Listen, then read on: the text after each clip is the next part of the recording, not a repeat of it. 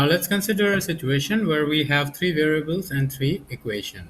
Now before we go ahead and learn how to solve those, we need to know what the three-dimensional analogy of a line is.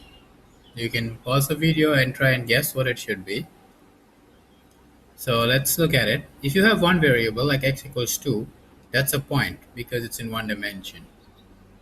When you have two variables, we are living in two dimension. For example, x plus y equals 2, and we saw that it's a straight line. So it kind of makes sense to expect that if I have three variables, such that x plus y plus z equals 1, the graphical representation of that would be a plane or a two-dimensional object. You can also think of it as a flat surface.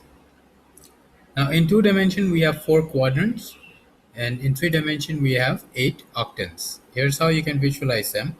You have 4 of these octants in the top, and then there's 4 more in the bottom for a total of 8 octants.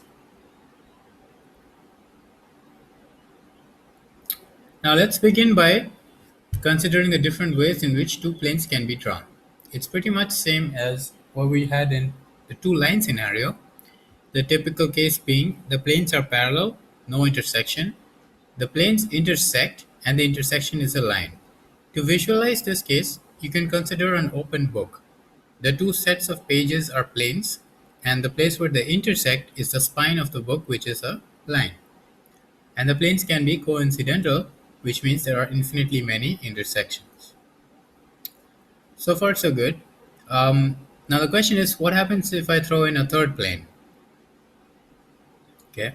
It so happens that there are 5 distinct cases that emerge. You can pause the video here and try to figure out what those possible ways of drawing are. So you're imagining 3 planes and different ways in which you can draw those 3 planes. Some of the cases are like these: all parallel, which means there is no solution; 2 parallel, 1 intersecting, again no solution. Concept check. You can try to answer why is there no solution in this case. You can have 3 intersecting planes such that you get a unique solution, which is a singular point, and you have 2 coinciding, 1 intersecting, giving you infinitely many solutions, all of which lies along this dotted line. Now there is a 5th case which I have not drawn here. I'm going to leave that to you as a bonus problem. Can you figure out the 5th case, which is a case where no pair of planes are parallel, but there is still no solution? So the answer to the bonus problem would include a figure and an explanation as to why there is no solution.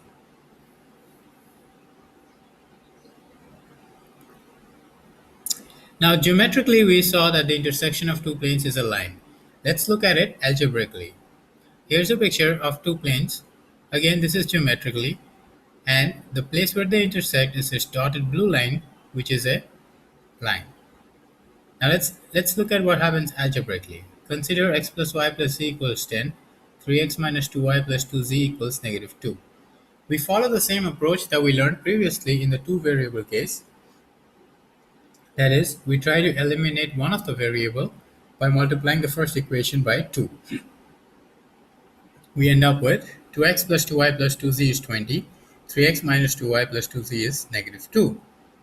Adding gets rid of the variable y, and I end up with 5x plus 4z equals 18, which is an equation in 2 variable, and if it's 2 variable, its representation on a graph is a straight line, which is as expected.